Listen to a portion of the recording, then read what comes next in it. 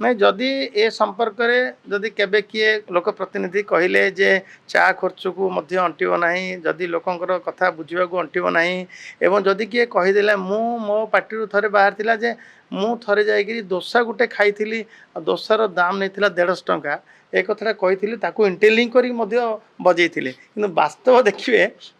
ଦେଖିବେ ଦରମା ବଢ଼ିବା ନିହାତି ଆବଶ୍ୟକ। ଏଥିପାଇଁ ଆବଶ୍ୟକ ଯେ ଆଜିର ଦିନରେ ଲୋକ ପ୍ରତିନିଧି ମାନେ ତାଙ୍କର डे टू डे लाइफ बितेवा जहाँ आवश्यक समस्त जानूँ ये समुद्र को संखे पानी भाया एबर दरमा आदि सरकार तो दरमा बढ़ेबे विशेषकर एक्स एमएलए माने बड़ अवस्था दयनीय एपाई जो मैंने भलरे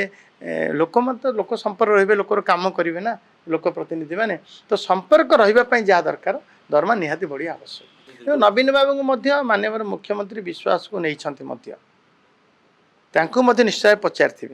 माननीय मुख्यमंत्री यदि दरमा बढ़ेवा संपर्क में किसी निष्पत्ति नौकरी लोक प्रतिनिधि मान स्वार्थ ता निश्चय सबू दल को नहीं साथी समस्त सहित आलोचना करेंगे एक को समस्ते मानवे।